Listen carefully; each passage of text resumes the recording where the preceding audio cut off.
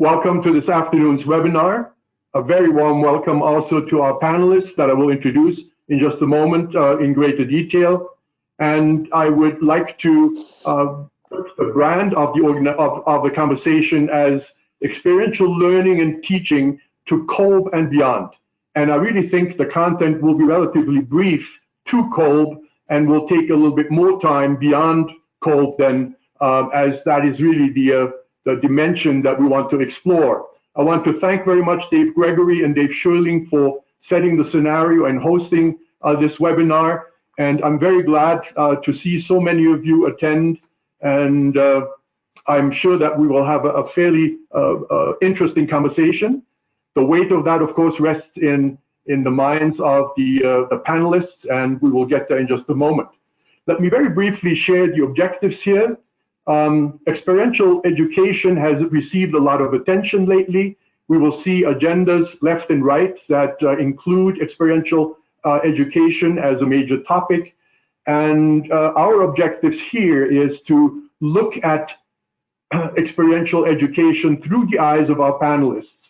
So really ask them to help us interpret how they see experiential education and how it is different from what we used to do when we didn't call it experiential education, and learn also to stretch our own way of thinking and doing in the direction of their thinking and perhaps our own thinking beyond that.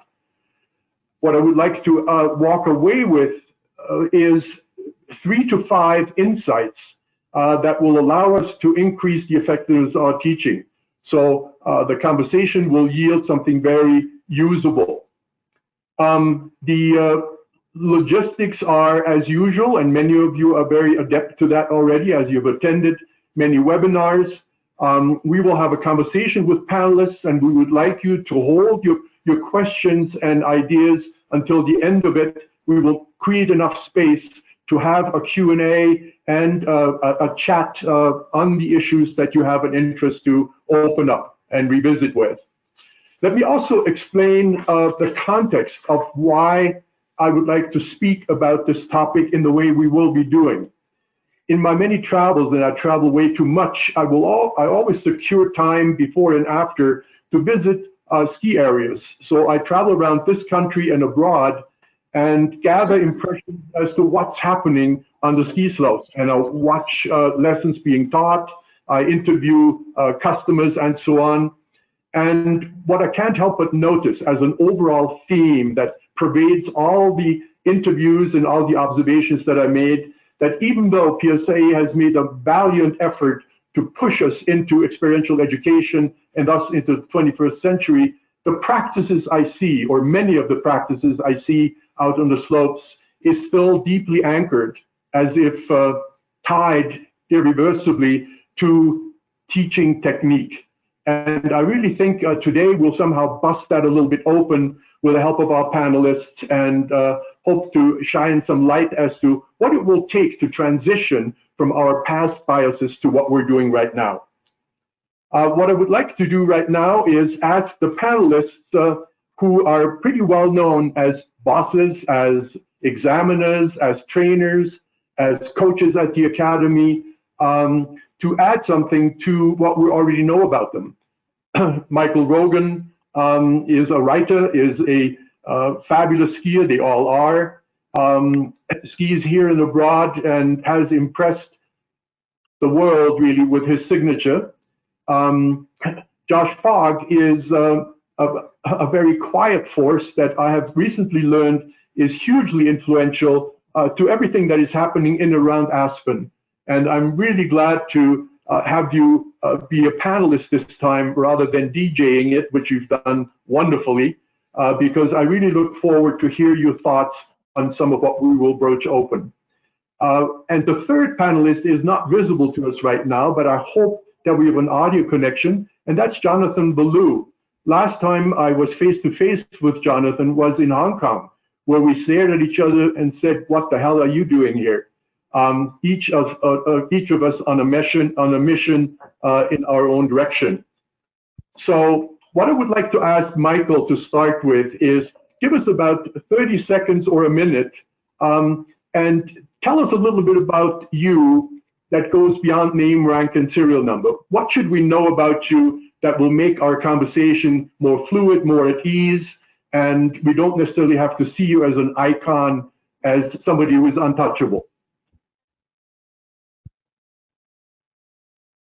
Got to unmute. So there's the first. Horst, thank you very much. It's a pleasure to be here with you and everybody that's participating. And that'll tell you a little bit more about me that you don't know. I started to talk before I unmuted myself. So what do you need to know different about me? Let's think, or give me a second to reflect on that. Ooh, there's an important part of the look, things that people may or may not understand is I have, well, they probably do understand. I don't have a formal education in any of this. My education through all of this material is through the lens and through the vocation of teaching skiing and wanting to get better. You know, I think it's one of those things that that really it's been my path is doing it through experience and not having to be able to just study it. I've wanted to do teaching skiing. I wanted to become a ski teacher first, and then that motivated me to then go find information about X, Y, and Z, and in this case, continue the struggle of learning so that I can shift my modes and understand about how learning and teaching and those dynamics relate to the best ability, so that I can be or try and be as good of an example of it within my ski school at Heavenly Ski Resort, within the place where I work in Portillo, Chile as a manager, and then most importantly as a teammate to Josh and Jonathan and my teammates that are on this talk. I mean, the beautiful part is those folks are so smart and so good that they push me to be better every day, and if I'm not, they let me know. And it's awfully good to see Jonathan versus just hear Jonathan. I thought for sure Jonathan was going to be this omnipresent voice, like we love about Jonathan so much. So thank you for that. And what I've always admired about you, Michael, is your incredible pragmatic thinking. You know, we may bypass big words and big concepts. What you're always able to do is bring it right down to something usable and applicable. And I always was very grateful for that. Josh, the quiet force. Tell us a little bit about yourself. Well, first, I'll make sure I'm not muted so that I don't continue to be the quiet force. Thank you for that intro, and it is nice to be on this side for a change of a webinar. So thanks for including me. Like Michael, I also don't have a formal education in any of this. What I think what I bring to the table is a very oddly fortunate background when I started teaching, of working in a small ski school where pretty much anybody older than 6 were all in the same group lessons.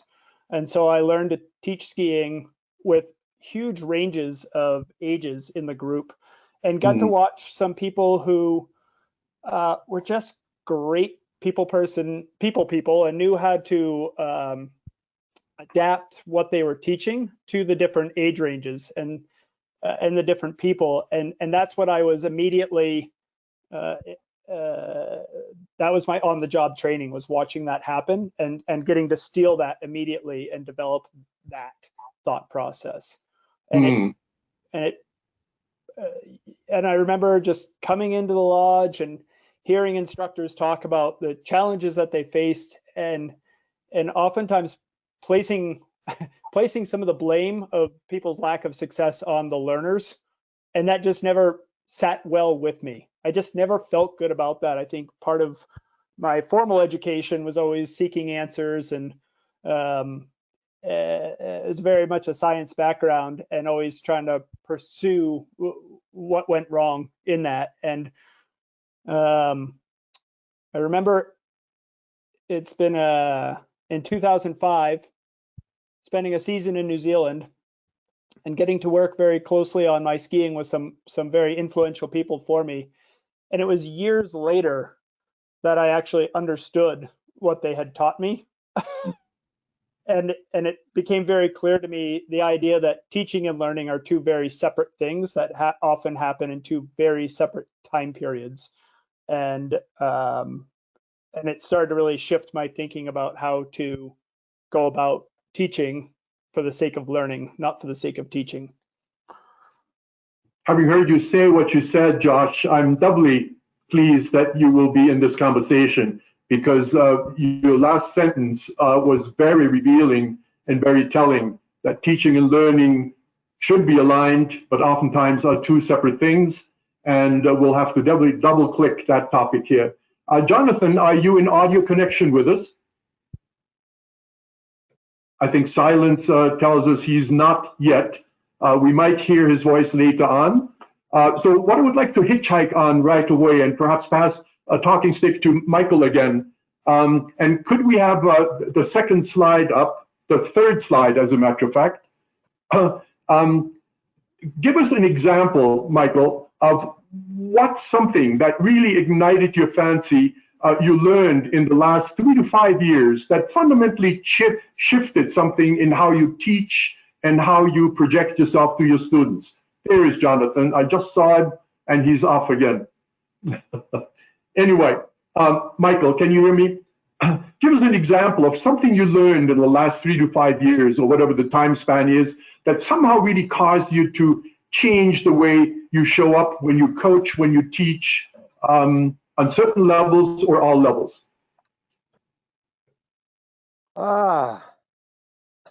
Wait, Jay, I got to tip me. I'm off mute.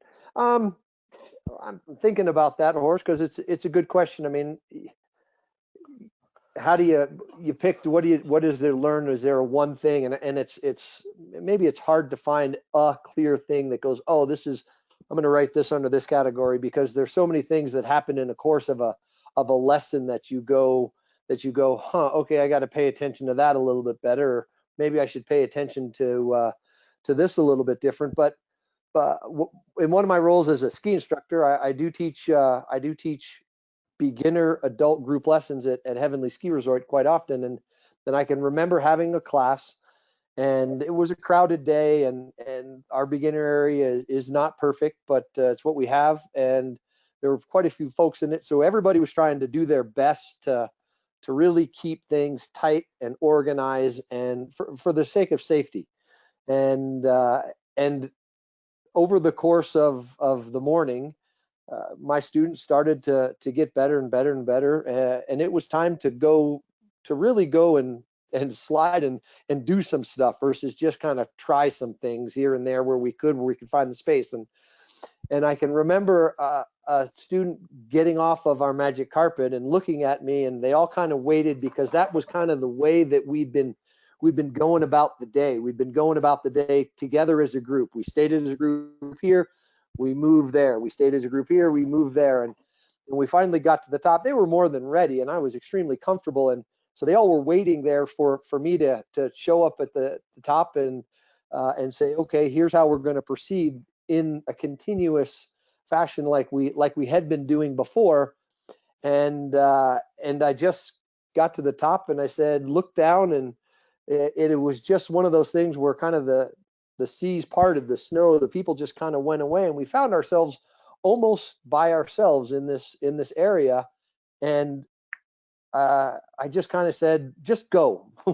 We'll see you back up here in a lap. And it was just interesting to watch the folks. Some struggled, some didn't, but the change in pace of having to be doing things very specific in a certain way, and then suddenly being able to go open up the floodgates and let them take off. And I can remember being at the top, watching everybody ski down and just going, I mean, I let out a sigh of relief because we were just able to go and do stuff. We weren't stuck having to do every single thing, and they were prepared for it.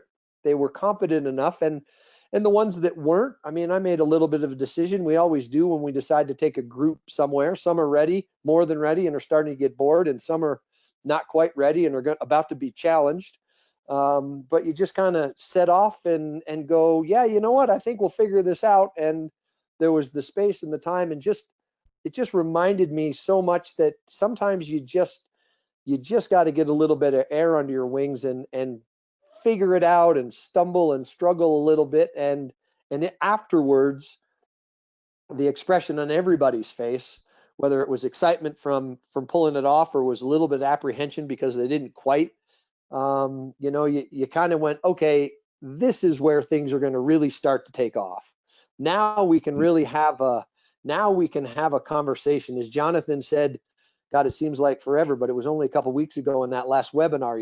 MA is meant to start a conversation wherever you decide to be. Now was when we as a group could really, really start to do things. Let me ask you a question, Michael. Did you win the lawsuit? I'm kidding, of course, because I imagine many people who join classes have certain expectations, and my question is only, how was the return business after that experience? Yeah, no, nobody damaged a car in the parking lot at all, Horst. There was not enough snow to get to the parking lot, so that we have a chain link fence at the bottom, and and just the marks just kind of stayed like a goggle tan. They just stick around for a little bit of time. They weren't permanent. Well, what you just told us, Michael, is really rather pregnantly full with ideas and concepts, and we'll unpack that in a little while. But before we do, let me shift to Josh. And again, what learning in recent times began to really shift the way you show up in teaching? Josh? Yeah, I'm thinking about it. Sorry there. I was being silent. Think off the top of your head. When you first asked the question of Michael, I thought of this story several years ago of teaching kids. So for quite a while in Aspen Snowmass, I taught primarily kids group lessons. And I remember this one day teaching a group of beginners, and we'd come back out from lunch, and the layout at Snowmass is such that we were coming off of this out of a restaurant, and we were gonna put our skis on and traverse across the hill back to the beginner area. But there's, a beginner pitch down to the actual bottom of the hill there. And so as we get the kids, and they're school age, so they're, we'll say 7 or 9 years old, and they were putting their skis on. And one of them was, kind of a classic, slightly mischievous child, and put his skis on and wasn't quite holding tight and slid down the slope way steeper than anything we'd skied, and he took off, and the rest of the kids just sat there and gawked at him. And as he took off in this straight run down the hill, and it's a couple 100 yards long, and I kind of expected, once I realized he was out of reach and I wasn't going to be able to get to him and keep the other 8 at bay, kind of let him go, and figuring he'd fall over, and he stood up the entire length of the slope and eventually just kind of laid over and spun himself out. And I, like Michael's story, I took a sigh, big sigh of relief. I was like, oh. And all the kids, I turned, and they all went, oh, Timmy's the best skier in our group. And it struck me of what their impression of greatness was versus mine was so far, it couldn't be further apart from each other. And so, as we snaked our way, eventually got down to him, and it took a couple minutes to get the whole group down there. And by the time we got there, he was still, the adrenaline's running, and he was fine. I was like, are you okay? And he said, yeah. Hey, we should all really listen to what he has to say, because that's not that fun, actually. That's really scary.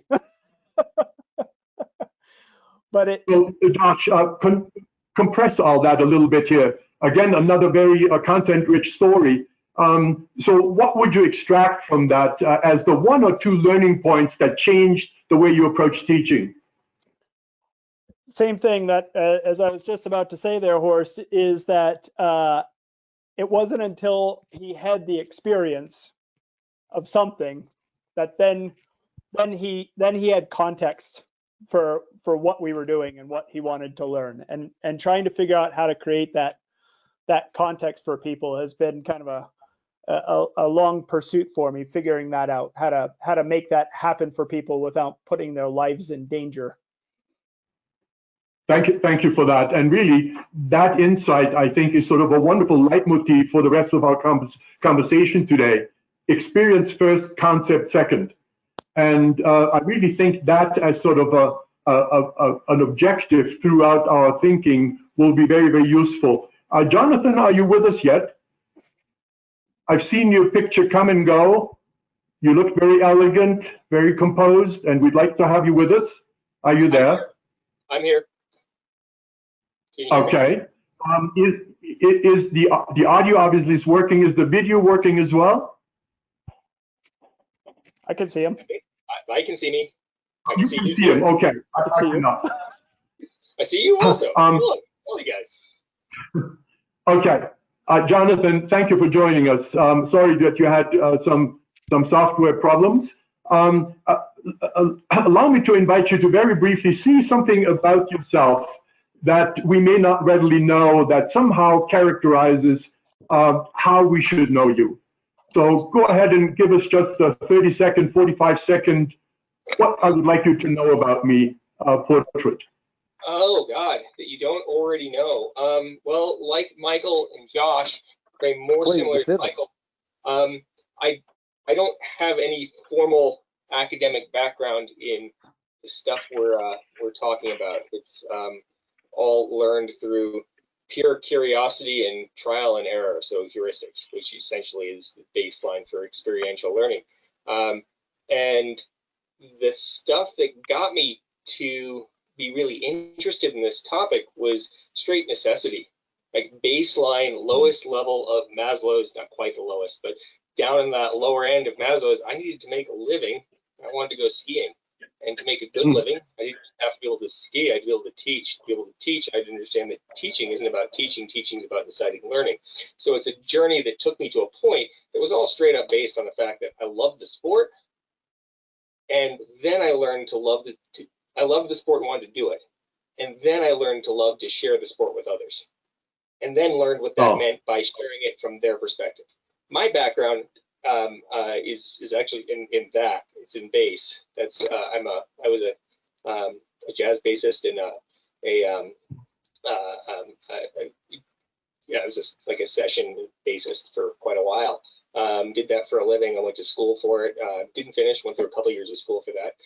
Didn't want to go into debt for a performance degree, so I said I'd go skiing. And actually, the more I learn about learning, the more it takes me back to my 6 to 8 hours a day I used to spend frustrated as hell in a practice room trying to figure out stuff that I just couldn't do, and how much I really enjoyed the mass confusion of trying to learn something new. And not the mastery of doing it, but the process of developing it. Wonderful. Makes you very, very eligible to be a great coach. And we'll double dip that right away. As I ask your colleagues, Jonathan, what is a recent learning that fundamentally impacted how you teach? Because in the last 10 or 5 years or so, we have learned so much from science as is associated with what we do. And I'm just sort of curious, knowing you as a very studious person, Jonathan, what one or the other thing impacted how you show up and may have changed how you show up as a teacher, as a coach? I wouldn't say it's any one thing. Well, okay, I can boil it down to one thing from an more academic perspective, as you just asked.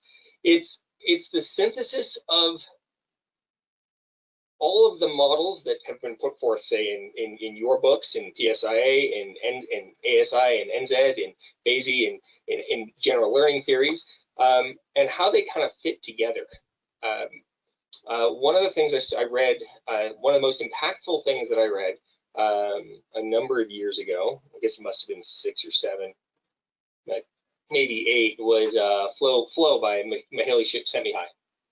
And how flow state produces, that statement, that state of appropriate challenge to create arousal or excitement and focus, but not so much that it creates frustration, and not so little that it creates boredom or immediate success, and how that's completely different for different people, and then tying that to how you create flow within any area of Kolb's, depending on how you're working through that cycle or moving between learning modalities, and then how you use that in various stages, say another learning model in Fitz and Posner for motor skill learning, which ties very directly to how you create muscle memory for playing an instrument, for example, and really how flow state changes for different people. For example, I work better in an exceptionally high level of frustration. I think most people who have achieved a fair amount, and people achieved much more than I ever did in music, I probably wasn't as focused, I was more frustration adverse than the people who are much more successful than I was. But I really enjoyed that process of not being able to play something and figure it out. And I always pick stuff that's way over my head. And I'd sit there and woodshed it for hours and hours at a time.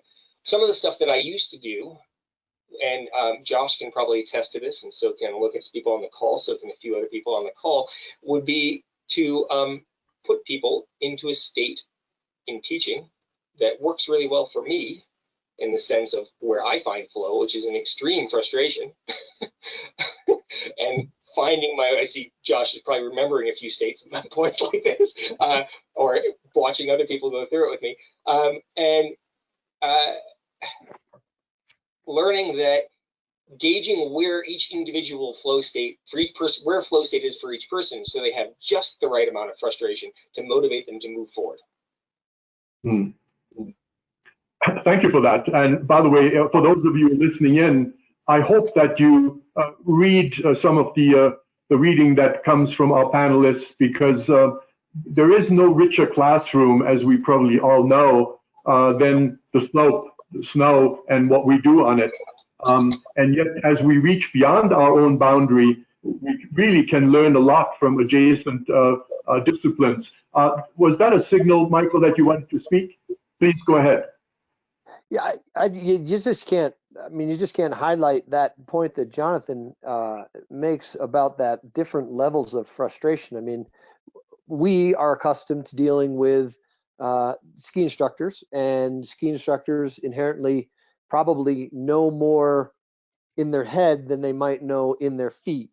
And I think if you don't get that right, boy, you're really, it's a tough line to walk. I can remember a clinic that I did at Sugar Bowl. That was a great power day. It was ski with a team member. Off we went, and I mean, I had the likes of some really good skiers, and it was a very fun environment for me. It was a blast of an environment for most, but there was one person who it was intimidating walking out of the lodge with this group of people, unsure of that person's ability to perform for them or be successful for them within the conditions that we had. And we took a couple of laps at Sugar Bowl, and everybody was screaming with hoots and hollers, but this other person was screaming of fear and terror, and finally yelled at me and gave me gave me an earful of how poor of a job. I was just about to say shitty of a job, but I figured I probably shouldn't swear in this group. But how poor of a job way to control yourself. Yeah, how poor of a job I did, and how bad of an example I was when I was being compared to people like team members before me, Dave Manater, who's from the Western Division, Jay Evans. I mean, people like that I held in high regard, and I really got kicked in the gut. And I learned then that, okay, I got to pay attention, because what was cool for me and a blast for everybody wasn't that for the whole group. And trying to balance that is it can be tricky, and especially if it's a good time. I mean, I was skiing powder. I was having a great time. So I was, not only was I blinded by my group success, I was also blinded by my own enjoyment that I wanted to do this more, and I got caught in the trap of not paying attention to my charges, and I did a terrible job as representing our organization at the national team level. I did a shitty job. There will be no editing here, other than I would like to very briefly synopsize the 2 points that I heard very loudly. One, we tend to teach who we are, mean to say we tend to teach according to our biases, our beliefs, our assumptions, and they have certainly grown over the years stronger and stronger as we became better and better skiers. And what I heard you say is the consummate teacher really can overcome that by registering what other people's needs, styles, learning, whatever it is, are, and needs to adapt his or her way of proceeding. Looping that back to what you said, Jonathan, the flow model, I hope it is not just frustration that we need to register in that space, but productive tension, too much or too little. Are we in the doldrums and we really are not learning anything? Or are we just at that serrated edge in which we have enough attention and focus and energy dedicated to what we're doing, so our absorption of what we need to learn is at its optimal state? So I hope it is not just frustration we take away from your report, but also the tension, the needed tension in order to learn. Are we on the same page on that? We are. I use the term deliberately. And it's because growing, and either and I say growing, I use that term deliberately as well, because there's a psychological component to it. There's a physical component to creating new myelinating pathways, creating what could be called muscle memory, particularly in a psychomotor sport, right? Or a psychomotor realm of thing, but there's a psychological component as well. It's happening in your brain, it's happening in your body. It's not comfortable. Learning should be invigorating, it should be inspiring, but it's not a comfortable process. You can get to be completely addicted by it, but so many students that I work with, the first thing we have to do is learn how to learn. When in the 100 or so new hires we have a year, Josh knows this is better than anybody because he trains them all.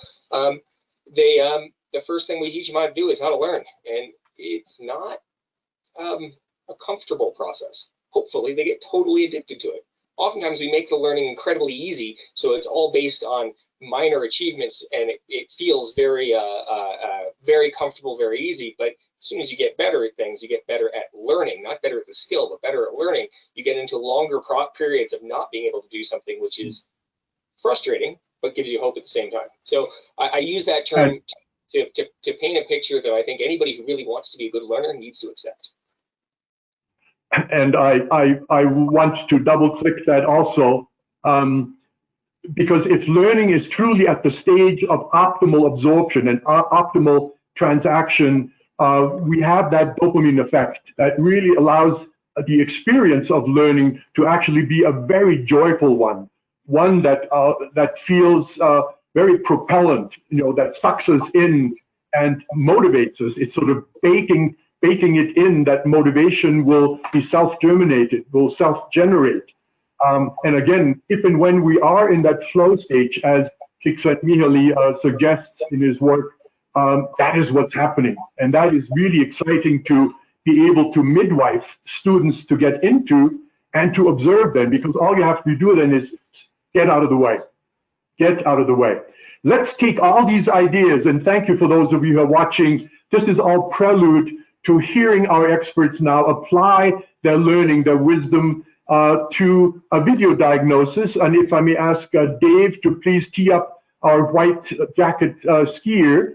And what we will do in sequence is, first we'll watch, all of us will watch a skier repeatedly, and we will do our own individual personal analysis of what it is we're seeing in the spirit of identifying what could we build on and what would be next steps that we would be proposing to this particular student. So all of you, please watch actively as if you were on the line. And I may even reach out to one or the other of you later on to ask you how you defined these next steps based on what you read. Let's roll the tape, please.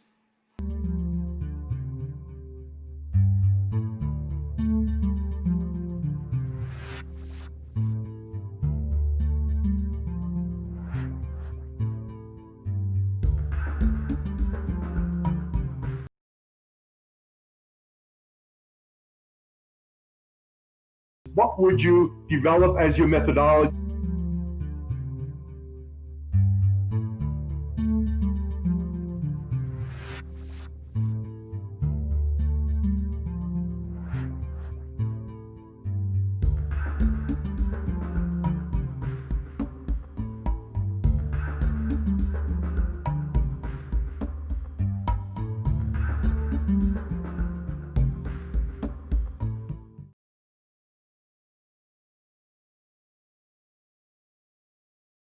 But since you saw the video, keep running the video and speak to your analysis of what you see, and then build on that and begin to develop the next steps.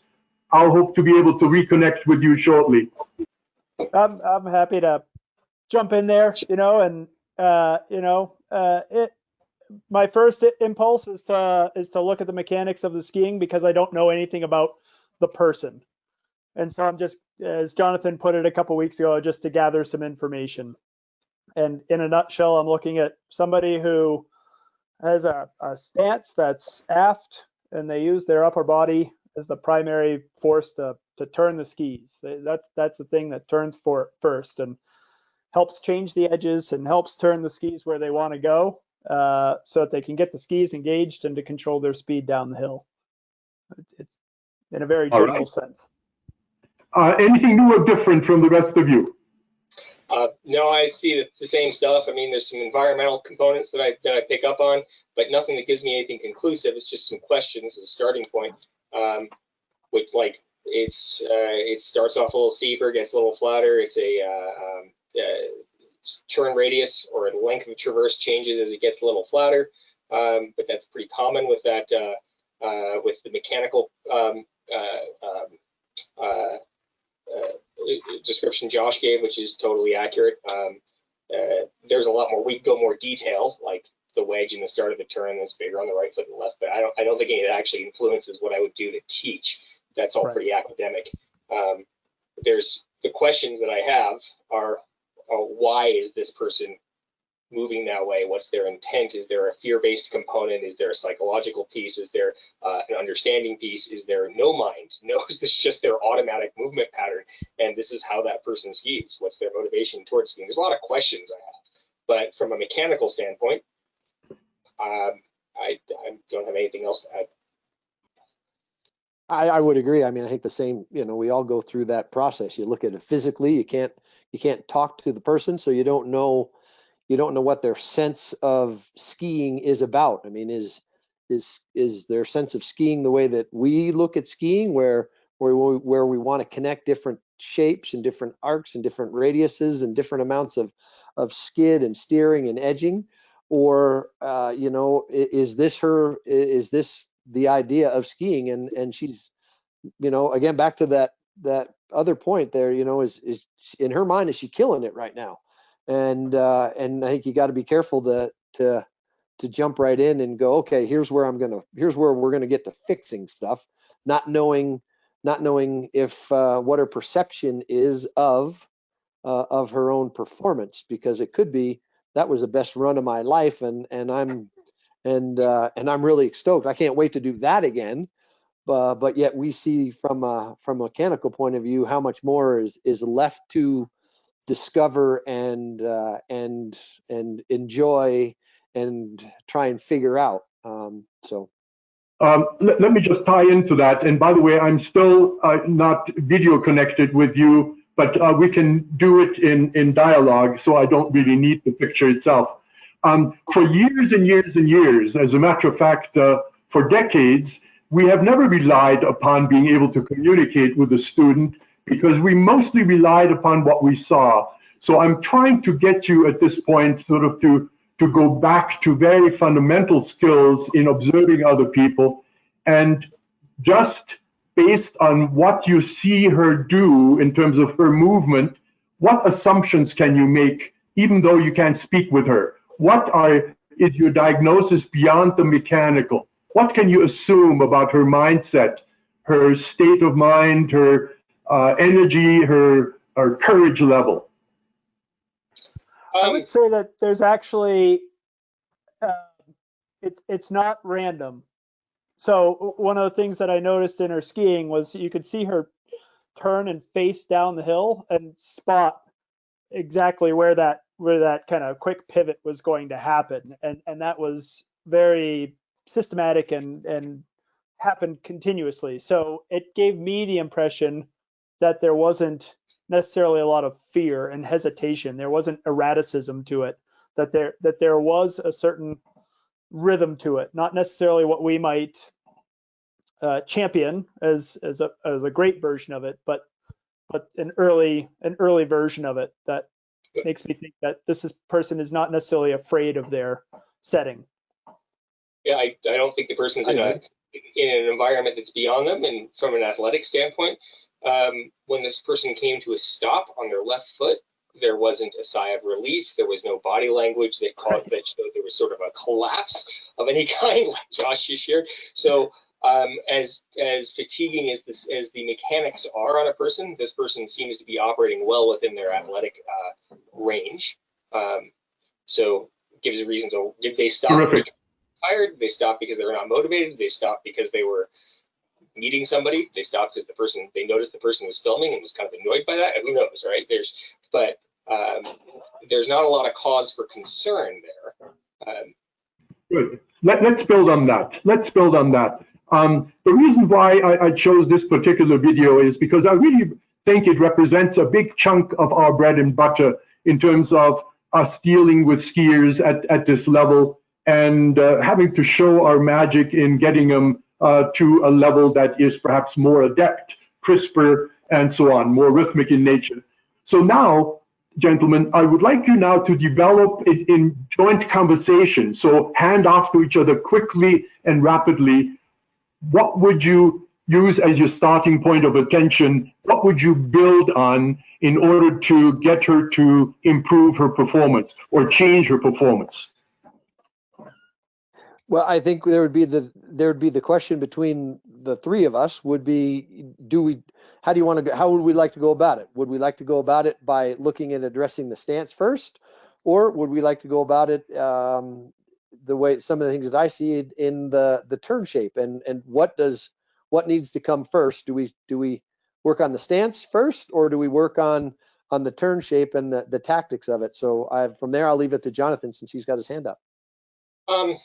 I have my default if I know nothing else about somebody and can't get any information. But the question of whether we go to something more body part specific or more mechanical or more conceptual as output, I think really comes from the person's background. But since the sport is skiing and not bodying, my typical MO is to go towards the path of the skis down the hill. I think regardless of what this person's goal is, intention,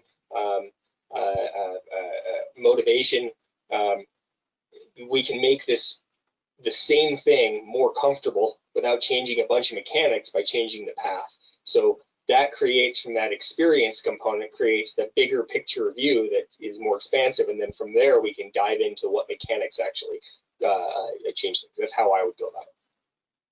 I like that. So bring that to a very practical level, as if speaking to her and actually, create a dialogue without her being able to respond.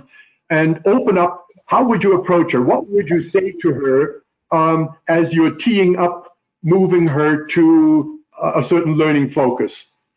What would you guide her attention to? What would you say to her? And what would you ask her to do? Taking what Josh and Michael said about such strength that she's already got, her vision is in, her attention of focus is in the turn down the hill from her, right? So she's already looking there. I'd try shifting that a little further down the hill with the idea that if we elongate the turn shape and limit the traverse, it's going to be a more comfortable environment to ski in. And then what happens next is a question of how the person responds, preferably with there been some dialogue beforehand, so I could customize that to the person. But that's a jumping off point to see what somebody gathers from that or experiences from that. I'm curious about the speed that she's going. Like, when is she comfortable? Where is the speed that she's comfortable? And my suspicion is it's somewhere just prior to when she starts the turn.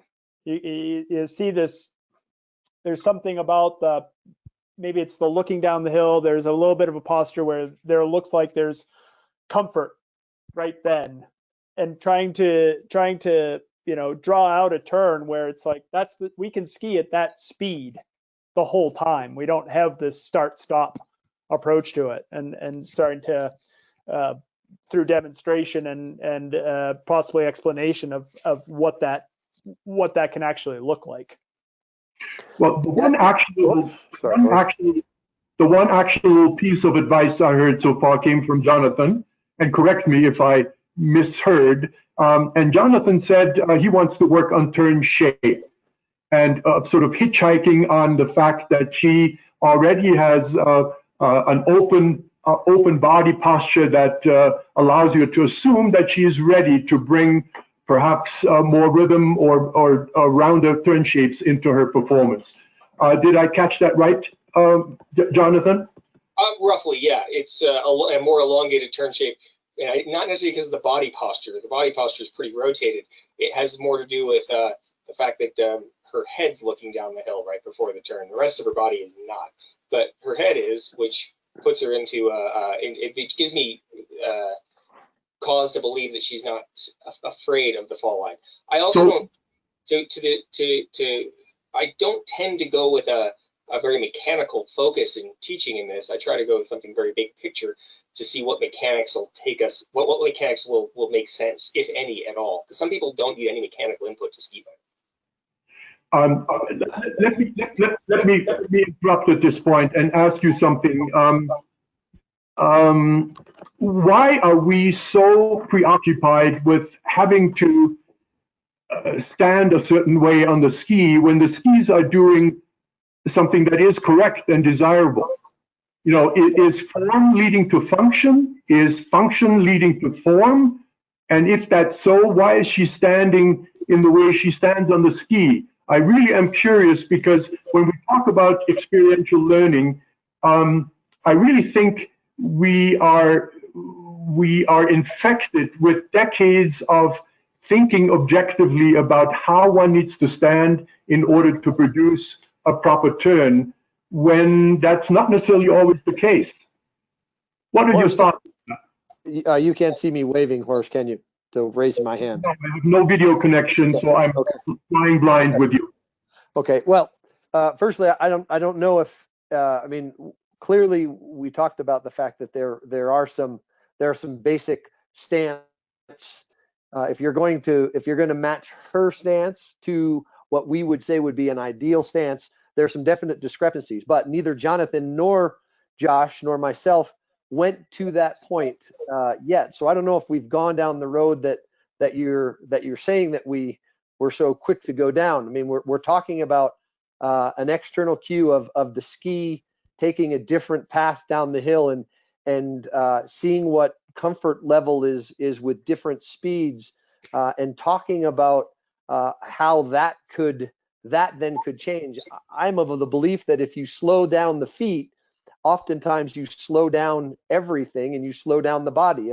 If one of the things that I think Josh accurately says is we see a twist of the upper body and turns that are quicker than someone of, it seems like, her experience needs, even on a steeper pitch like that, there's still an opportunity to have a little bit of time to utilize her external tools, her equipment, to her advantage to help her out. So I don't know if we went right down the road that you said that we went down, and I think we were headed down the road of let's talk about what a turn shape could look like, and let's see what speed could be, and let's see how those two things affect what is the stance and her either turning of her shoulders from what we would say would be upper body rotation, or from a fore-aft point of view. So, we weren't headed down that road just yet.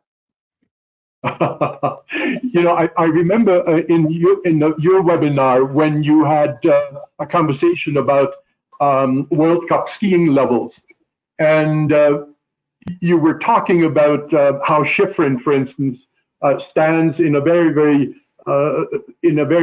particular way on her skis, ready like a cat, ready to pounce, and so on. And the conversation was about body position. And one thing that I was writing down on my notepad as you were having that conversation is something that I believe very strongly in, and let me test it in your presence. Function determines form. And by all means, form and function are going hand in hand, but when it comes to a causal relationship, function will predetermine how I will stand on the ski. And I'm curious to hear your response to that. Absolutely. I mean, I think knowing Michael and Jonathan well enough to follow their train of thought, that's exactly where we're going. The first thing I identified was her stance, right? Because to a lot of us, visually, it's probably the most obvious thing as a ski instructor to notice, right? It's glaring to us, right? But it doesn't necessarily mean it's the thing we need to go directly fix first. And it's the difference between the teaching and the learning, right? So both of these guys then went down a track of something more tactical, changing the turn shape to create a function that would then change the form. So as you change the function of the turn shape, what she will then have to figure out, either on her own or through the help of whoever is out there with her, how to change her stance to allow that function to happen. And oftentimes what happens that we see in a lesson is when somebody goes and they see that same skier and they go in there and they attack the stance first, it doesn't change anything else. You get the exact same skiing, you get the exact same function with a better form, so to speak. You get somebody who stands in the center who still makes zigzags and pivots down the hill, and their overall experience is not that much improved. Well, for sure. I mean, look, as a theme, we as a team, as a group, technically have put a high value on the relationship between what the upper body and what the lower body does. That's something it's important to me as the Alpine coach. It's something that we value within our team, and it's something that has created a thread within our organization. So much so that I think that we've started to create some issues where we have children's lessons being taught to have their shoulders face down the hill, beginner lessons to carry the tray of Cokes facing down the hill, with zero regard for some of the functionality that needs to come prior to help the form show up and not be something that we have to go to right away. But I also think that it's an easy place to go quickly to talk about keeping your hands forward. I mean, our fundamentals a long time ago when they were, God, I hate to say it's a long time ago, but Sean Smith, when that idea of our skiing concepts, which had then evolved into fundamentals, he talked about, I think, very well when he said, it's the, let me get this right here. It's the hands that position the upper body, but it's the upper body that take the hands out of position. Meaning that, yes, there's a little bit of formness to this, but it's the upper body that positions these things. But yet it's the hands, when they start to move, they take the upper body out of position. And I think in that statement was a good dynamic example of what Josh was talking about. Absolutely, 100% function needs to be the driving force. We need to take our first step from the point of, how am I going to make this work better? How am I going to make the tool work better in the snow? And then we can get to the function, and sometimes, or the form, and sometimes working on the function of the tool helps the form take shape. But then you got to go and maybe there's the opportunity to work a little bit on the form to then support what the function is doing. You know, within our evolution of the skills concept, people have, I still see it on Facebook, maybe not today, but a couple of days ago, where somebody talked about how crappy of a job PSI is doing because they've taken balance out of the equation. And it's just our skills concept, and where's balance gone, and how come you've taken balance out, and how come it's not 4 skills, and how come it's 3 skills, and I listen to these conversations, and I don't necessarily always want to jump in, but it's not disappeared, but we talk about having a balance, a good stance form to help support function of the movements, but also having good function of the movements supports a good stance. So it is both it's both a starting point and an outcome, is our basic stance, and we need to understand that, but we should take those steps from function first. Go ahead, Jonathan, I'll step down here. That was great, both of you guys. I couldn't agree more. Furthermore, just to add one more piece to that, when we say stance, if it's a resultant and a source of function, right? So it's this person's stance, for example, how they stand on their skis. To Josh's point, you could change their stance and they would not necessarily ski any better. Or it's possible that you could change their stance and it wouldn't take because the path the skis are taking is throwing the stance out. But it's kind of irrelevant because the stance itself is based on what's your function, because your different functions create a general different need for body organization. Take that, and your function is defined by your intention, your belief system, your understanding, your desires, both intellectual and emotionally, and that's going to change how you organize yourself. Because the gentlemen, I'm in violent agreement about what I hear you say, and I really think, given that you agree on this topic very much, we have a lot of work to do to convince our membership to believe that and to exercise that. I see an awful lot of time spent on position, on certain things that do not causally connect with the function, and we have too little tolerance that as we shape the function and we become more efficient, the body will have to learn its way to complementing our function. And that is not always at the same time, to the same degree. And I really think that we have a lot of re-educating to do in our membership because I see an awful lot of position emphasis, stance emphasis, carrying trays emphasis, holding poles a certain way.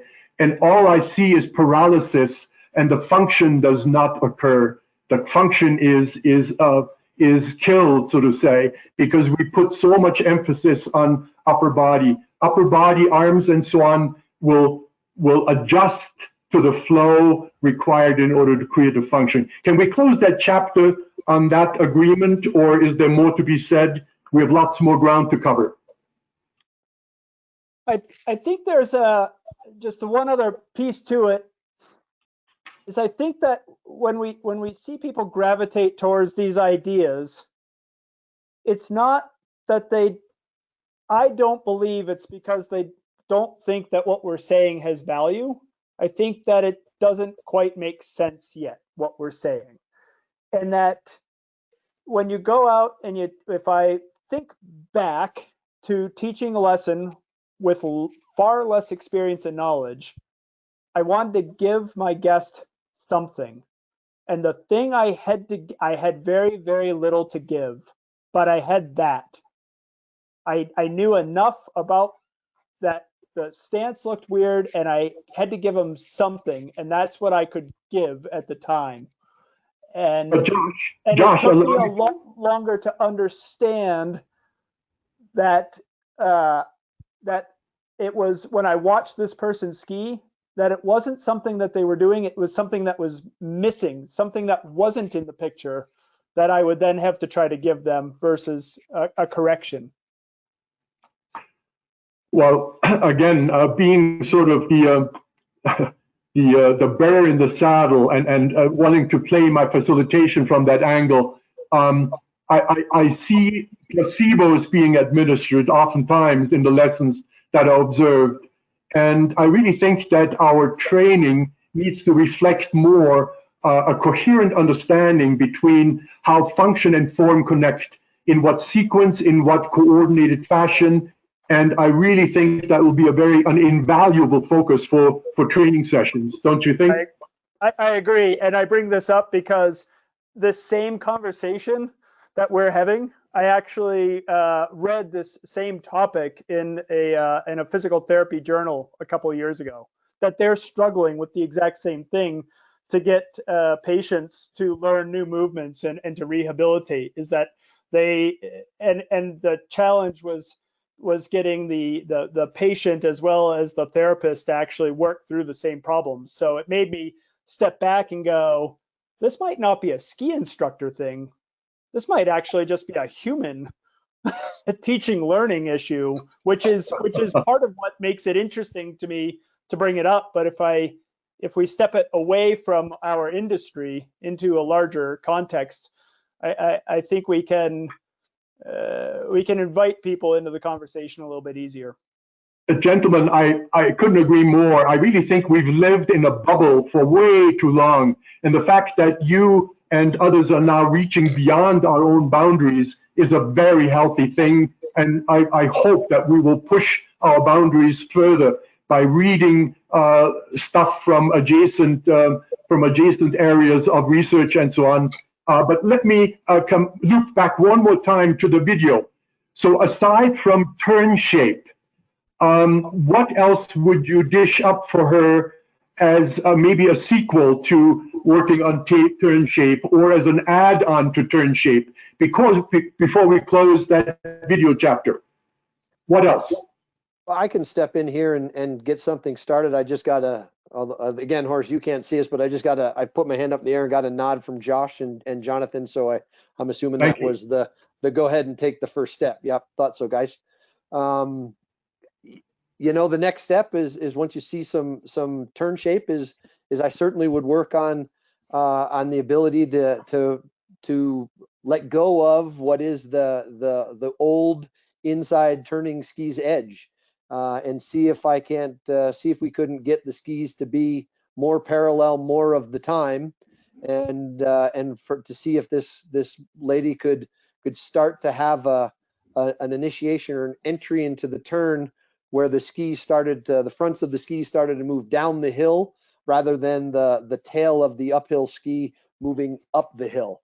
You know, I mean, I think that all plays into turn shape and giving yourself a little bit of time and space to allow the skis to turn from the front of the ski down the hill rather than from the back of the skis up the hill, especially pushing off of the old turning ski or the old outside ski. So now never mind about going right and left and right, what ski does. I'll leave it at that. Anything else to add? Yeah, I might go similarly, a little different probably, but for me, where I would look at that, looking at the shape of the turn, to your point, is going to create a different function, which is going to create a different form.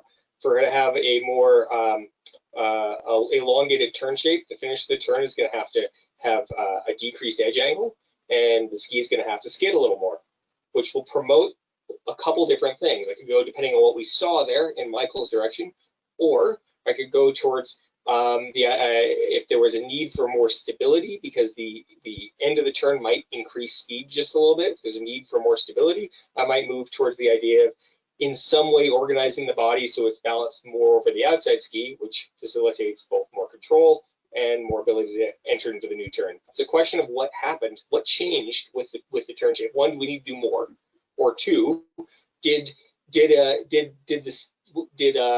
both physically and psychologically, what was the change? What was the experience of the change? And then it's going to send me to, do I work on the top of the turn? Do I work on the middle of the turn? Do I work on the end? It's usually going to be the end or the beginning, right? Like if she's more aggressive, I'm going to go towards the beginning of the turn. If she's a little more put off by the speed, I'm going to go towards the end of the turn. Josh, thank you for that, Jonathan. Josh, as a last piece on that, what could you do with this person? And I'm coming to you specifically because of how you introduced yourself. That is non-technical in nature. What could you attach yourself to that would also be helpful in addition to everything else, but be of non-technical nature? Yeah, sure. It's a great question. And as I was thinking about what we did on the with our first step, where we changed the shape to affect the stance, one of the things I was thinking about is starting to work through I don't have the best words for it. I'm a little bit out of practice and a little bit out of season right now, honestly. But an idea of a consistent speed all the time. And I talk about a ground speed where the miles per hour kind of holds steady rather than jumps up and down. And my thought there is similar to the turn shape, is it creates an experience for our student there, a function, if you will, that she's going to have to figure out the things that Michael and Jonathan spoke to in order to do this. And really speaks to the bigger picture, if you will, elegance of skiing, of when you know you got it, when you're like a solid intermediate, you don't feel like you're kind of hacking your way down the hill. You feel like you've got that sense of gliding down the hill, and there's a sort of connectedness and effortlessness to it that I'd be striving for, without necessarily going down the veins that they did, but I might use what Michael and Jonathan said to support getting there. Okay. Rather than pushing on that issue, we'll come back to it at a different point. Dave, at this point, can we tee up the Kolb model, please? Kolb model. Like you didn't like that, Horst?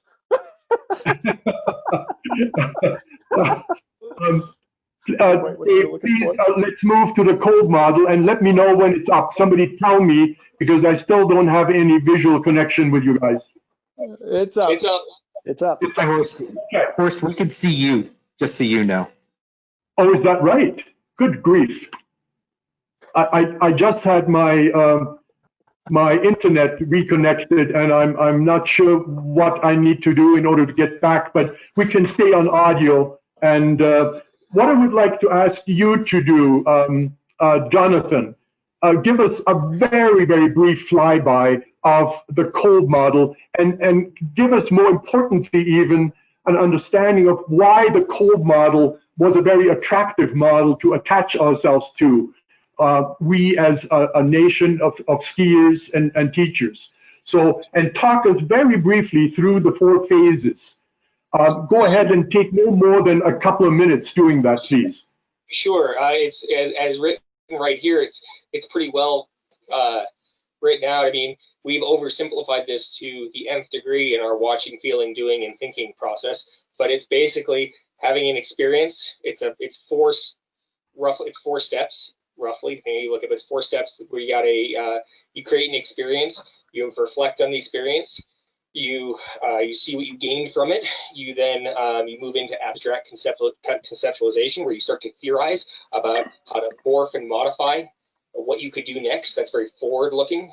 And then you actively experiment, right? And that's trying out what you've done, which then causes you to reflect on that again. So it's a cycle that we continually go through in learning. In at least most of it. You could argue that possibly the abstract conceptualization piece, in depending how clear your goal is narrower, but it's a question of how deep you go with that. The thing that I value most is that it keeps you moving through different modalities. The single most important thing about this model to me is not the fact of what each of these is called and the specific components inside of them, but that each one is different, and it causes us to not dwell in one area in learning, but move to somewhere else. Once we've gotten something out of a component, we move on to another component, and that activates a different part of the brain, different part of the body, right, to ground learning from another angle.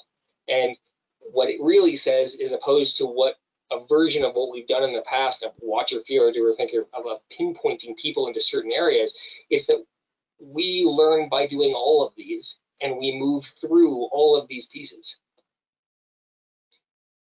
A slight little diversion, but it's a worthwhile, and allow me. Our study of learning theory is oftentimes very confused by the fact that clinical evidence oftentimes allows us to connect cause and effect, even though there is only a coincidental connection, not a causal connection. And, you know, so learning theory is really very confusing because of that. We can get sidetracked by assumptions that if we do this, then these results show, when indeed there is really no causal connection there. So what I would like to ask each of you to do, and let me start with Michael first, the concrete experience, the phase one of the Kolb model, how do you frame that for a student? Take a minute or less. How do you frame phase one of the Kolb model in an eloquent, crisp, and succinct manner? I have no idea. What would you say to the student in order to start the activity? Because we can't just sort of blindly jump into it, or can we? No, I don't think you can bump into it. But I don't know if I can do it succinct and precise and short the way you asked for it. But I can tell you that I think that often when we get in trouble is we just experience. And in this model, there are two words. It is concrete experience and not just experience. And I will do my best to succinctly talk about this with an example. At Interski, this idea, Kolb's learning model and experiential learning, was a hot topic in Bulgaria. And lots of countries did stuff. So we experienced things, but there was no, and the way that I look at it, there was no concrete experience, meaning that there wasn't any direction given to what we're going to go out and experience or why we're going to do that. I mean, again, we're a group of ski instructors, so we got a little bit of an idea of what this is all about. But as it relates to our membership and to our guests, you can't just go out and do things and hope that they assume that they can read your mind and see where you're going.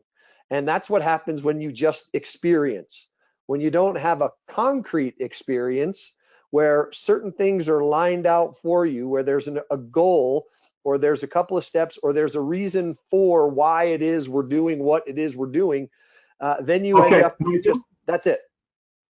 Michael, let me reel you in and let's bring it to a very concrete level. We just watched a woman skier, our white jacketed skier, and we determined that turn shape could be a conversation to have with her as well as a practice direction. Why don't you use that phase one and concretely define what it is you're inviting her to do, sort of frame the experience she's about to jump into. Okay, so what I would ask her would be to, I'd do the ski instructor stuff. I'd draw different shapes in the snow.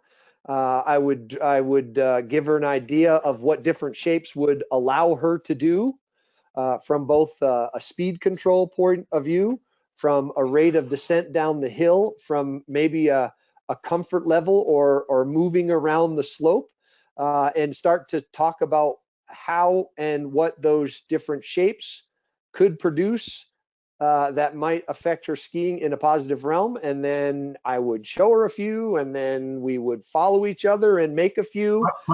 Michael, again, I'm sorry I can't see you, so I have to signal very rudely. That seems like an awful lot of stuff to absorb. If I were that lady, could you simply give me something simpler, something far more straightforward? Sure, follow me and tell me how long my skis are pointed across the hill versus down the hill. So follow you, I can buy that. Is there a possible other frame than that? And I love the simplicity and the concreteness of that, that we could offer to her. Sure, let's ride the chairlift and look what other people are doing and what do they look like.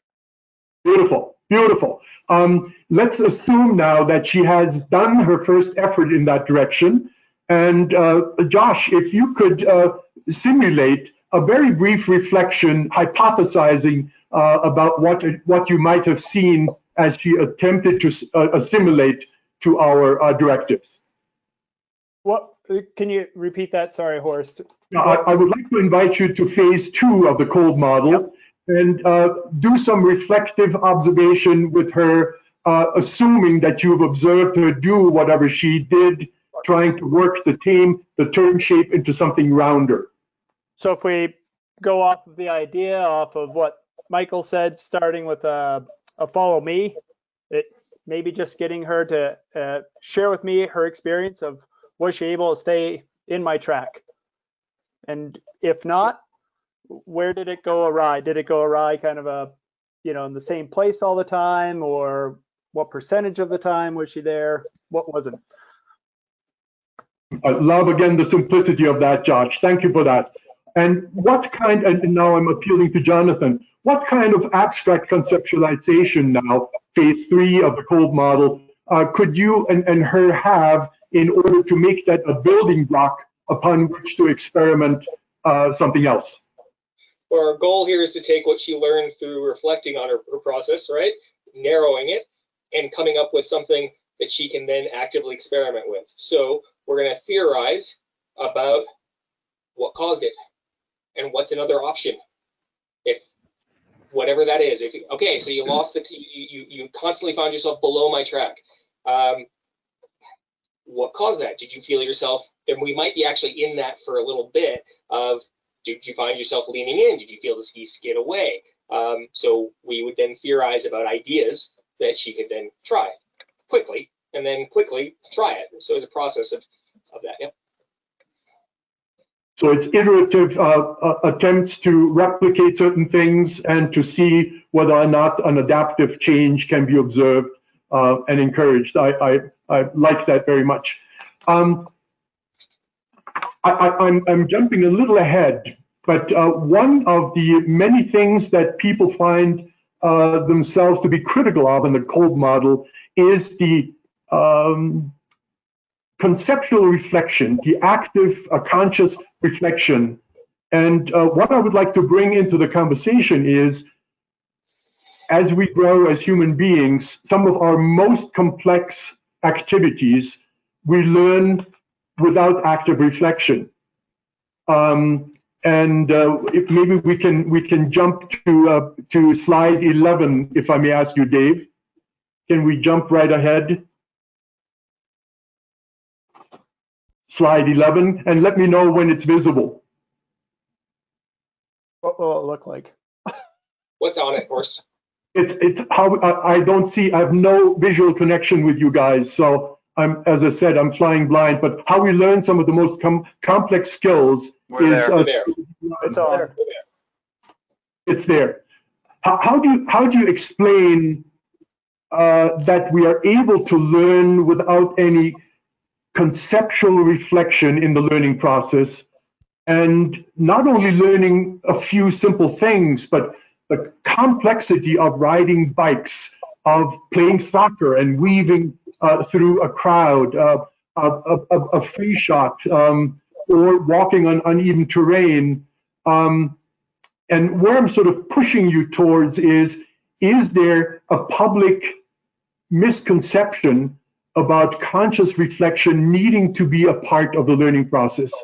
Or is there another possibility, a second pathway? Please address that if you would. I don't think reflection has to be an out loud process. It doesn't have to be a highly cognitive process. It can be it can happen in the body's subconscious attempt to try things differently. Particularly as we're looking at not understanding a skill, but performing a skill. In each one of your examples, we're not talking about a cognitive skill, we're talking about a psychomotor skill. So the end output is not that you understand how to ride a bike, but that you pedal forward and you don't fall over, right? So it's this is where some of the problems that I think where we get to with some of the analysis by paralysis or focus on specific forms we get to as ski instruction is that we are trying to get people, when we train people to be a sports instructor of any kind, it doesn't matter, it's not just ski instruction, it's every freaking sport out there, right, that has a teaching to it. We're trying to get people who are recreational performers of the sport, or even sometimes professional performers of the sport, to understand it well enough to be able to hold information back and get other people to do it, right? So in the process of learning how to do that, of assimilating information, they end up going into a very academic process. And as you said to begin with, people usually teach to their bias, which often when we're learning how things work is the bias of sharing what we know. So I think it's not that reflection doesn't happen, it's how do we define it in motor skill versus cognitive skill? Well, and how often have we heard the phrase, I know exactly what you want me to do, but I can't do it. You know, and that somehow describes the abyss between learning and teaching. And this is really the bridge I hope to be able to help build with these kind of conversations here, because I truly believe that knowledge is overrated in the teaching process, and the knowledge conveyance is too overrated. What are your thoughts on that? Horst, you know, if I can just, I'll let Jonathan or Josh jump in with your recent question, but I think one of the challenges that we have in that reflective process is that often we think that we're reflecting on something, but we're really worrying about the outcome of it. You know, see that differently. Well, that we get confused or uncertain or not sure, but what we're really doing is worrying about the outcome and what that's going to be like, rather than reflecting on what just took place and how I can shift and move to be able to continue along with the cycle, to be able to think critically about experimenting on a different way. And I think oftentimes we get caught worrying instead of reflecting. And as a result, we aren't really reflecting about it. We're worrying about things. And we're worrying about what could go wrong and what could happen and what might happen, rather than, okay, that's what took place. So therefore, I got to think critically about how I can proceed differently to get a different outcome. And I think we worry more. That's where we get caught in that reflective trap, is that we're worrying about something rather than reflecting on what just took happen, so that we can move to the next place of critical thinking about a solution to solve it. I couldn't agree with that more. That's awesome. And Horst, to your statement that knowledge is overrated in the learning process, and knowledge of, I think you said conveyance of knowledge is overrated in teaching, I agree with exactly 50% of that statement. I absolutely agree that conveyance of knowledge is highly overrated, and often, to the extent it's being done, is irrelevant to learning. However, knowledge for a professional teacher cannot be overrated. I couldn't agree more. The reason for having extensive knowledge is to be able to hold back everything somebody doesn't need and shift. I'm somebody who takes sports lessons regularly. If I go to Hawaii and go surfing, I take a lesson from a surfer. I take somebody who knows a shit ton about surfing, but won't tell me very much. They'll only tell me exactly what I need to know. But the person who doesn't know very much keeps telling me the same thing I don't need. And I don't hire that person again. I love your synthesis, Jonathan, as I have many times before. Let me jump from that because we're really consuming more time than I thought we would, and yet it's very productive. On slide 12, the next slide, I answered the question, what do you gentlemen see as the most significant difference between a technique-centric and an experience-centric methodology? What is the biggest difference, and why have we sort of shifted to some extent from thinking and doing and breathing technique to absorbing that into an experience-based methodology? What's the biggest difference between the two? Don't anybody say spelling.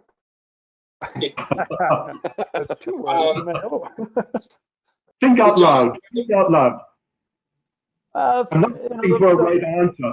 Right. The first thing that comes to mind, honestly, is why the shift, and it goes back to outside of our industry to motor skills in general, and it comes to retention and adaptation. When you're really after, I think it comes down to the consumer, if you will, finds more value when they're able to, like in Jonathan's example of taking a surf lesson, if he has to keep going back to keep learning the same thing over and over and over, the value may be a little shaky. But if he can retain the information so that he can then go surf on his own afterwards, that's the value.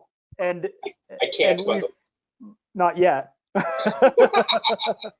But that the experience-centered methodology leads to much stronger retention, and then Jonathan would therefore be able to go to a different beach or surf on a different day and adapt what he's learned, where the technique centered is really focused on here and now, and this is where it works.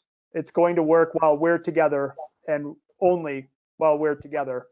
And if anything shifts and changes from this, well, Jonathan, you're going to need that surf instructor to be with you to walk you through that part too. Yeah, I could I could totally ski that if it were groomed. Right, exactly. Right. I mean, it's not that you can't ski bumps; it's that you can't ski, and the bumps prove it. I mean, all of these little colloquialism, all these sayings, are just kind of exemplify that. Is that if when you experience it, you learn how to do things, and you can learn how to adapt, and you can learn how to address the situation that you're in, rather than going, this is what I know, and therefore I got to figure out how to get this to fit into this situation, even though that situation might be just enough different that it requires a little change in something else. Looping that back one more time to what Jonathan said a little while ago, and I love the elegance of how you expressed that, Jonathan. Knowledge that is generated by the student, generated in phase 3 and 4, perhaps even in 2 and 3 and 4. If it's generated on the student side, coming from his or her experience, that is invaluable knowledge and understanding. And for us to help shape that to its most relevant essence is really what our function is. But transfer of knowledge and attempting to teach somebody prescriptively, that I believe is a thing of the past if we're on the same page. Yeah, I think generally as an overall philosophy, I agree with that. But there's some, I'm going to add a little bit to what both these guys said. I agree with them completely. I think I'm going to change the wording here because it's not working well for me. Technique versus experience. One of the reasons is because learning a technique is an experience. No, Jonathan, hold on a second. Technique is not the experience. Technique is an analysis of the experience, and words cannot be the equivalent of the experience. Since we're talking about, this is not just linguistics now, this is fundamental. Can you say that a little differently? Yeah, what I heard you say, and that sort of triggered something in me, since we have so little time to squeeze so much into, my mistake, forgive me for that. You just indicated that technique is experience. No, that is not what I said, Horst. That is absolutely not what. Come back to me. Let me finish this time. Okay, so I'm going to change from why do we see the most significant difference between technique and experience-centered methodology?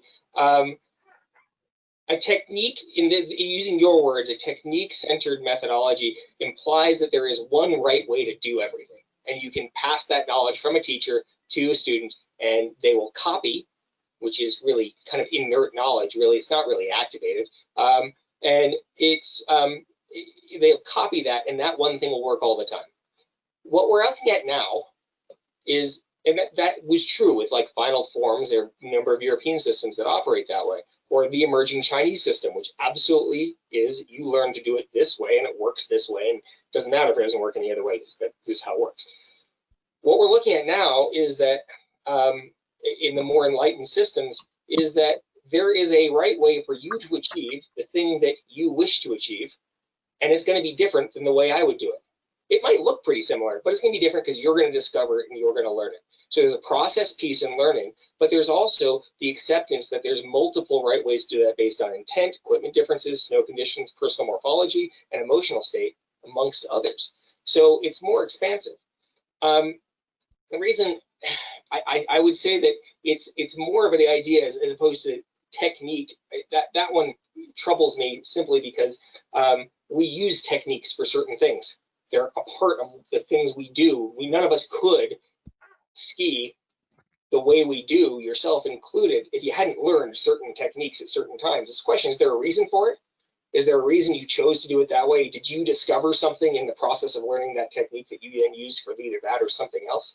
So it's not the technique is the reason I'm having a problem with this is linguistic, is because it's implying the technique is not relevant, only experience is. And no. There's a context in there that we have to put. If I took you wrong the first time, I think you took me wrong the second round here. All I'm saying is technique is a reverse engineered experience that we then can describe in mechanical terms. So my only concern about that is, when we speak of experiential learning, whose experience are we talking about? The students on one point, my experience as the instructor, and our experience, student and my experience together. Each of these domains deserve a lot of attention in the learning process, and none of them should be neglected, and hopefully all of them align towards the desired outcome. But in all that spectrum, and this has been my long-standing beef with MA that has emerged and evolved greatly since initially conceived, I really think that technique is a conceptual interpretation of the experience. And when we speak experiential learning, technique is a second or third tier of analysis of that. So when we jump back into the experience itself, we need to understand that the experience we're talking about is the student's experience, first and foremost. Are we on the same page on that? Absolutely. Okay. Okay. Yeah, I like what you're saying there, Horst, and it's funny, like how I resolve some of that stuff in my mind is it goes back to something Jonathan had said, where the conveyance of knowledge or information isn't nearly as important as the knowledge for the instructor. Like I have to know whether the product that I'm seeing from my student is in the direction of what we're intending to do. Like there's a certain amount of expertise. And so I have to have that ability to deconstruct what's happening to be able to actually evaluate whether we're making strides in a direction. But then I have to translate the information in a way that I can create an experience, like you're saying. Hmm. They're not the same language exactly. There's a translation that has to happen to go from information into creating a learning experience or helping somebody achieve what they're after. Brilliant, Josh. And I would like to reach back at this point to what I remember Jonathan saying a little bit while ago, that knowledge on the part, profound knowledge for that matter, on the part of the instructors is very, very important, while knowledge transfer is far less important. I'm not eliminating the value of that, but saying far less important.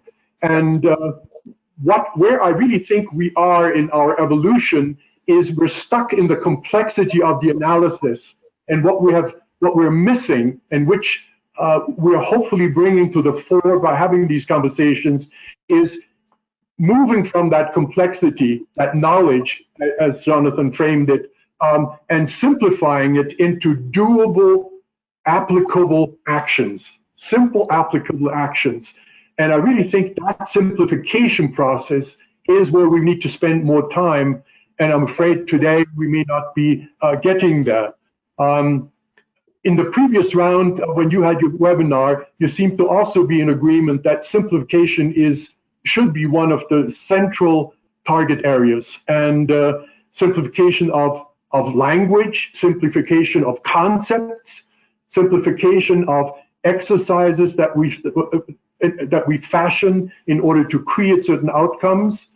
I really think that is where we're still lacking a lot of development. Where are you on that topic or that supposition?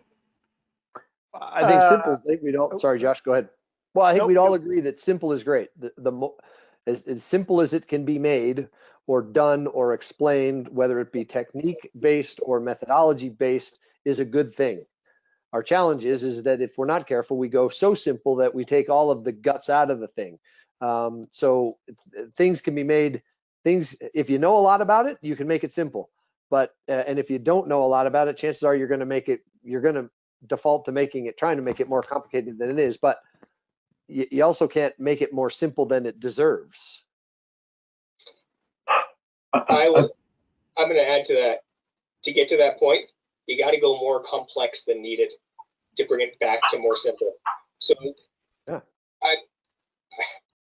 I get where you're coming from on that. I don't know if I agree 100%. I agree that we go to a point of complexity and stay there in areas. There are places where that happens. I don't necessarily see that as absolutely systemic, because I also see great sessions that are dealt with where people are digging in and exploring, having experience to explore the depth of technical understanding, and then before that session is done, it gets brought back to the simplest output of that. I see our team, I see great educators across the country, I see great teachers across the country do that. I also see people get mired into detail that's irrelevant to the end output of something simple and stay there. I see both sides of it. And when we're at our techno geekiest, most confusing, we're in that area where people are over teching something for purely academic purposes and never bring it back to a relevant point. But I don't see that as the systemic place that our organization is in. Dave, can we go to slide 14, simple mechanical language? And let me know when it shows. I still can't see anything. It's been a very, very weird experience having to only be in audio contact, but thank you for helping making it work. It's there. Is it up? Yep. It is up, okay. To what I heard you say, in 1976, and if Mike Porter is in the loop, you will know where it happened. It was Gretel's Restaurant on the porch. We were looking at Interski unfolding its wings, and we couldn't help but notice the weirdest choreographies trying to resemble national techniques. From that, what flowed was the turning, edging, and pressure code, the basic concepts that we saw as the basic ingredients that everyone, no matter what technique or interpretation they skied, contained. That is the complexity on the mechanical side that we now can reduce to simplicity. Where, if you go to the next slide, please, the simple methodological language, and let me know if once you're there. There. It is there? It's there. Yes. Okay, great. That is what some of us recently have found is an equivalent simplification on the methodological side. And much like when we came up with a basic skills concept and people shook their head and didn't know what we're talking about, way too simple, can't be possibly a condensation of alpine skiing. Over the time, we realized the profundity of that simple thing that we label as basic skills. On the methodological side, we ran into the research from Gabriela Wolf that you're very familiar with, Jonathan. And these three, again, magically, three emerged, are methodological concepts that, to me at least at this point, represent the simplicity we still have to work towards. I believe on the methodological side, we have not really gone where we have gone on the technical side yet. And therefore, we have to add complexity. We have to read, study more before we can dare reduce it to what Wolf is lending us here and understand the profound simplicity that raise expectations, externalize focus, and grant autonomy. Since you're a student of that, Jonathan, very briefly explain the three in a couple of minutes, if you would. What is raise expectations? I haven't read her work in a while. Well, I'll start at the end. Autonomy means that the student controls practice. Student controls the learning environment. They choose when, how much to practice, the type of practice. Is it internally focused? Is it observational practice, right? The pacing of it, when they get information, when they get the various types of feedback, right? And what type, okay? External focus means that as opposed to looking at how we do something, look at the output of what it's going to be. Like one of her studies was on surgeons learning to suture, right? And that's one of the more common ones. There's a bunch of her work, but half of the group studied the movements of the hand and the fingers, and the other half of the group did the path of a needle. One of them learned to suture, the other one learned to move their fingers in weird ways. Raised expectations. Oh my God, you're putting me on the spot on that one. No, but before we abandon that, in the context of skiing, externalized focus could mean what? Can you give me an example? The first thing I said I'd do with that, where I focused on with the woman in black pants and white jacket, it had nothing to do with how she stood, how she moved. It didn't have anything to do with the body mechanics that Josh very eloquently put out there. It had to do with where the path of the skis are going to go, because that determines how the body will move and probably does move. Beautiful. And I really think that's an important anchoring as we're running down on time. What this research really tells us is that people who focus on what they produce or what the action is at the interface between foot and snow is the most relevant.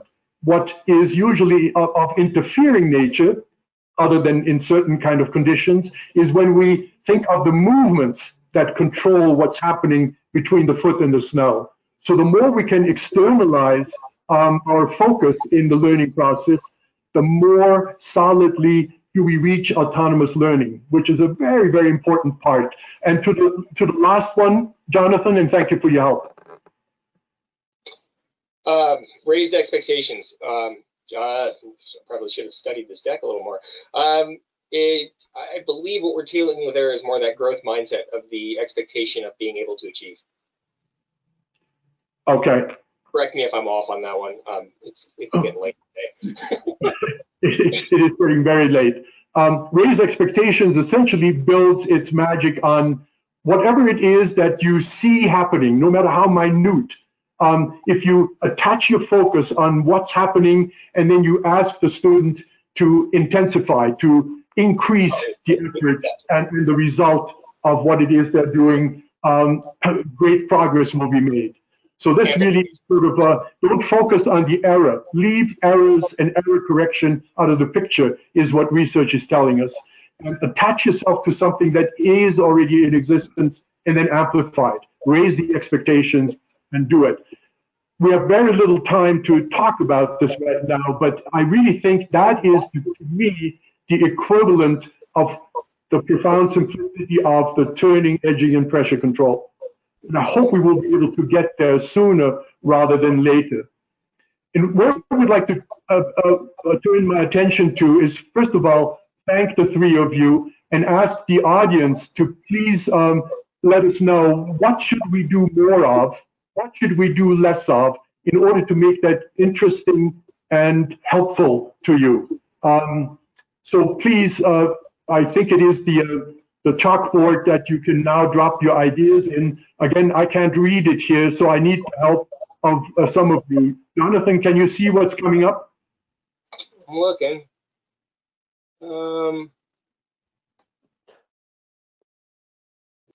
Maybe Well, one of the hosts can do that. While Jonathan is looking there, Horst, back to your point that you made, about it being over as an organization, and Jonathan said that he didn't think it was systemic about our over technicalization of movement analysis. Maybe